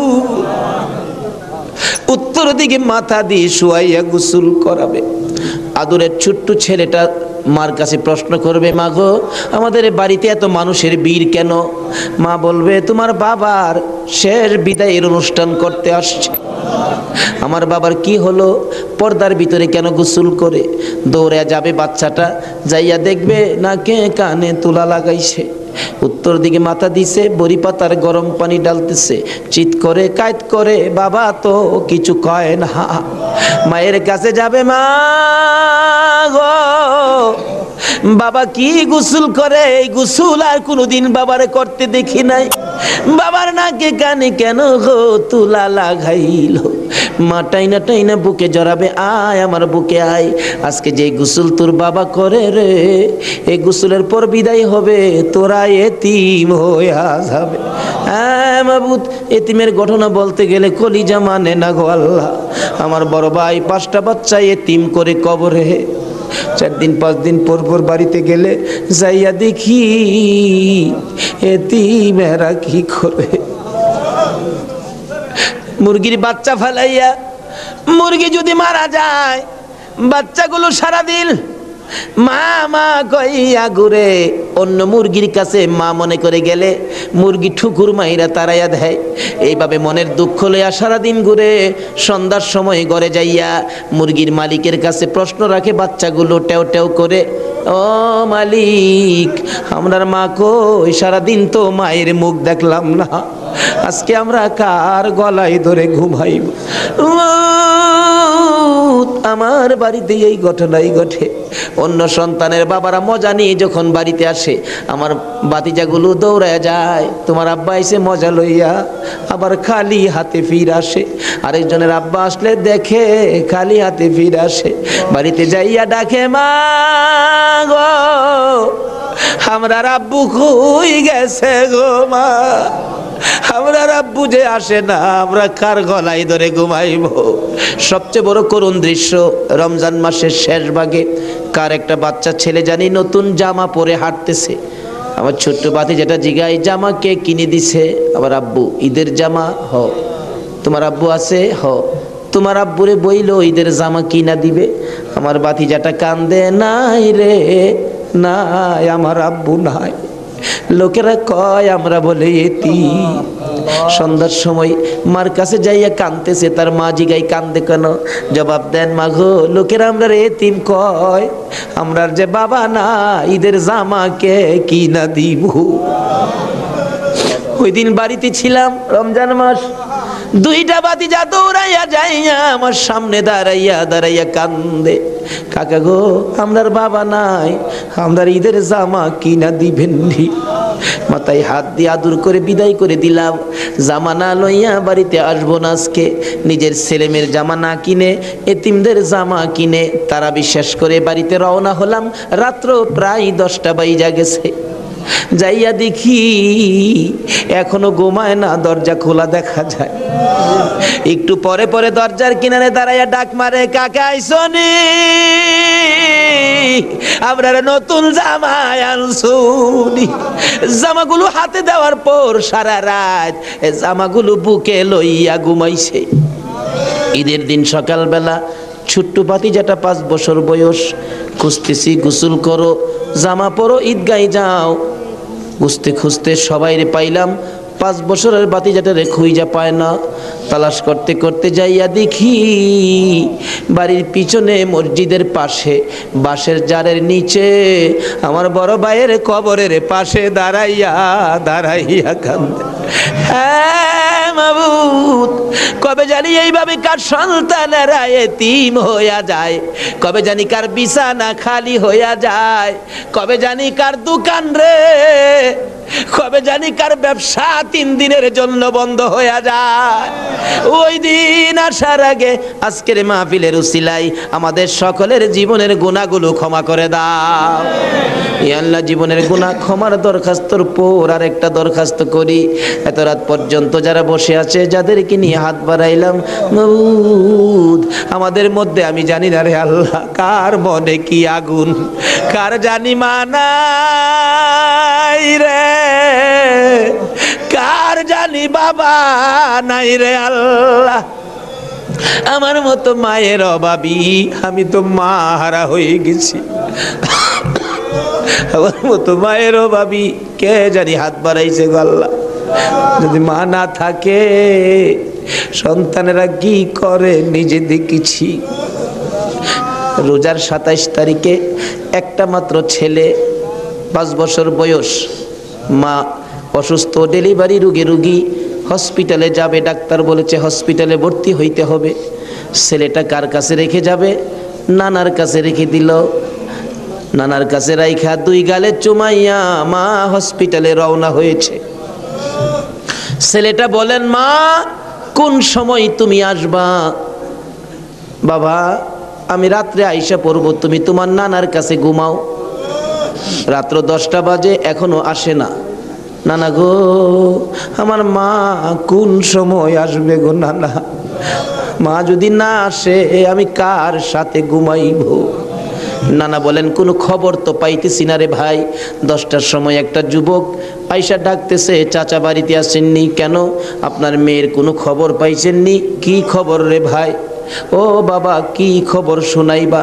ওই যুবকটা চোখের পানি ছেড়ে ছেড়ে বলেন, আপনার মেয়ে হসপিটালে মারা গেছে। নানা একটা চিৎকার মারছে, আমারে নাতি কার গলায় ধরে ঘুমাইব। নানার চোখে পানি দেখে নাতি কান্দে। নানা গো তুমি কেন কান্দো? নানা বলেন, কান্দি রে, নাই নাই রে, আমার মেয়ে দুনিয়ায় নাই। বাচ্চা মানুষ পুরো ওইটা ডাকে, আম্মু গো ঈদের পিঠা কি বানাই বানা গো মা, হসপিটালে আর কতক্ষণ থাকবা গো মা। সকল ছেলের মারা পিঠা বানায়, আর তুমি বুঝি হসপিটালে পড়ে রইছো। এইভাবে কাঁদতে কাঁদতে আবার যখন ঘুমিয়ে গেছে রে, ওই রাত্রে আইসার স্বপ্নে দেখা দেয় তার মা ডাকতেছে, আব্দুল্লাহ রে, মামা কইয়া আর কান্দিস না, তোর মা দুনিয়ায় নাই, কবরে চলে গেছে। আব্দুল্লাহ ঘুম থেকে উঠে আর ঘুমায় না, মায়ের কাছে যাবে। তার বাবা দৌড়াই আসছে, আব্দুল্লাহ রে চল তোর মায়ের কাছে নিয়ে যাব।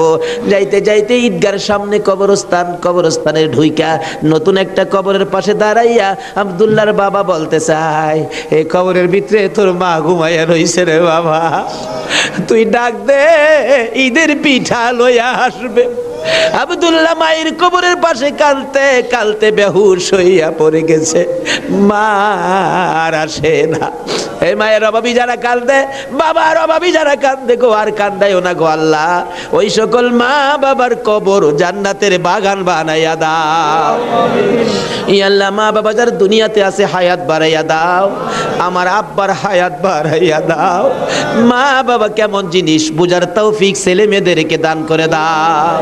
মাবুদ গো, দাদা দাদি, নানা নানি, শ্বশুর শাশুড়ি, আলিয়া আওলাদ, বংশধর, ময় মুরব্বী, খানদানবাসী, পাড়া প্রতিবেশী, খাস করে চট্টগ্রামের এই এলাকার জমিনের নিচে যত মুসলমান ঘুমিয়ে আছে, সকলের কবর মাহফিলের উসিলায় জান্নাতের বাগান বানাইয়া দাও।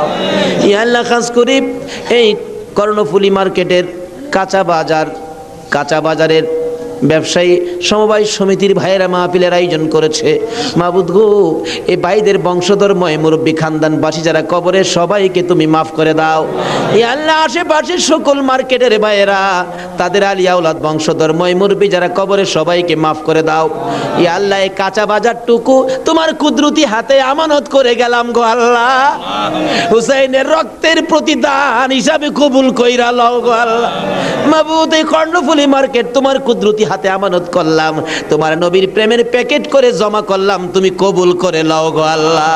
সকল প্রকার আফত বিপদ, আযাব, গজব, অ্যাক্সিডেন্ট, বালা মুসিবত, শয়তানের শয়তানি, দুশ্মনের দুশ্মনী হইতে বাঁচাইয়া রহমত, বরকত, শান্তি দ্বারা ভরপুর করে দাও গো আল্লাহ। ব্যবসায়ী ভাইদের ব্যবসায় সকল প্রকার খাসারত থেকে বাঁচাইয়া প্রচুর পরিমাণে মুনাফা দান করে দিও গো আল্লাহ। সকলকে তুমি বেশি বেশি করে নেক হায়াত বাড়াইয়া দিও গো আল্লাহ। ইয়া আল্লাহ, যাদের ছোট্ট ছোট ছেলে মেয়ে আছে, ছেলে মেয়েদেরকে হায়াত বাড়াইয়া দাও। অকালে মৃত্যু দিও না, মা বাবার কলিজায় আগুন জ্বালাইও না। মাবুদ, যাদের ছেলেরা লেখাপড়া করে লেখাপড়ায় বরকত দাও, যারা পরীক্ষা দিতেছে কামিয়াবি দান করে দাও। ইয়া আল্লাহ, ছেলেদের মুখে এতিমের দাগ লাগাইও না, ছেলে মেয়েদের মা বাবার হায়াত বাড়াইয়া দাও। আমরা যারা হাত বাড়াইছি, আমি জানি না কার মনে কি আশা, কার মনে কি ব্যথা, সকলের মনের ব্যথা দূর করে মনের আশা পুরা করে দাও গো আল্লাহ। যারা অভাবী, অভাব দূর করে দাও। যারা অশান্তিতে আছে, শান্তি দান করে দাও। যারা বিমার শেফা করে দাও। হসপিটালে যাইতে হবে এমন রূহ কাউকে দিও না গো আল্লাহ। যারা নামাজি, নামাজ কবুল করে নাও। যারা নামাজ পড়ে না, নামাজের বুঝ দান করে দাও। যারা মদিনা যাওয়ার পাখির মতো উড়াইয়া মদিনা লয়া যাও, মদিনা না দেখাইয়া এই মাহফিলের কাউকে তুমি আজরাইলের হাতে তুলে দিও না। মদিনা যদি যাইবার তৌফিক না দাও গো, সোনার নবীর সোনার চেহারা, দয়ার নবীরে একদিন ঘুমের ঘরে স্বপ্নে দেখাইয়া দিও গো আল্লাহ। ইয়া আল্লাহ, খাস করে পৃথিবীর জমিনে যত ওলি গাউস কুতুব গুমি আছে এই মাহফিলের বরকত সবার রোহে পৌঁছাইয়া দাও মাবুদ। ওলিদের রুহানি ফায়েজ আমাদেরকে নসিব করে দাও মাবুদ গো। আজকের মাহফিল হুসাইনের ভালোবাসার মাহফিল সোনার মদিনায় পৌঁছাইয়া দাও। আমার নবীর খুশির বরকত আমাদেরকে তুমি পৌঁছাইয়া দাও। হুসাইনের রক্তের প্রতিদান জুমার নামাজ আদায় করার তৌফিক দান করে দাও। এর বিনিময় কাল কিয়ামতে আমার নবী হাসাইন আর হুসাইনের গুদারাই উঠাইয়া ফুল সিরাতের ফুল পার করে দিও গো আল্লাহ। মাবুদ গো দোয়া চাইলেন আলতাফ হোসেন মাসুদ সাহেব, পিতা মৃত মরহুম কবির হোসেন মোল্লা, মাতা মৃত মরহুম হোসনে আরা বেগম, আরো অনেকে, সকলের নাম বলার দরকার নাই, অনেকেই তো নাম বলতে পারে নাই। দুয়ার আশা মাবুদ গো, সকলের মনের আশা তোমার দরবারে জমা দিলাম, তাদের আশা পুরা করো, কবরবাসীদেরকে মাফ করে দাও। দুনিয়ায় যারা আছে সকলকে তুমি হায়াত বাড়াইয়া দাও মাবুদ। মাহফিল তো 1 বছরের জন্য বিদায় হয়ে গেল গো আল্লাহ। ব্যবসায়ী ভাইরা কত কষ্ট করেছে, সভাপতি সাহেব বারবার বলেছে হুজুর আমি টেনশনে মাথায় প্রেসার হয়ে গেছে। মাহবুদ রে, সভাপতি সাহেবের হায়াত বাড়াইয়া দাও। বাজারের সকল ব্যবসায়ী ভাইদেরকে তুমি হায়াত বাড়াইয়া দাও। যারা এই মাহফিলে শরীক হয়েছে সকলকে তুমি হায়াত বাড়িয়ে দাও। এই মাহফিল টুকুন কিয়ামত পর্যন্ত তুমি কায়েম রাখো গো আল্লাহ। এই মাহফিলের উসিলায় সকলের গলায় হেদায়েতের মালা পরাইয়া দাও, সকলের গলায় আহলে বাইতের মহব্বতের মালা পরাইয়া দাও। যতগুলো দরখাস্ত করলাম মাহফিলের উসিলাই, দুরুদ ও সালামের উসিলাই, জিকিরের উসিলাই, পবিত্র মুহররমের চাঁদ ইমাম হুসাইনের কারবালার তাজা রক্তের উসিলাই সবগুলো তুমি কবুল আর মঞ্জুর করো গো আল্লাহ। মাবুদ সবগুলো কবুল করো। মাহফিল শেষে যারা যেখানে যাবে সহি সালামতে পৌঁছাইয়া দিও। ওয়াসাল্লাল্লাহু তাআলা আলা খায়রি খালকিহি মুহাম্মাদি ওয়া আলা আলিহি ওয়া আসহাবিহি আজমাইন।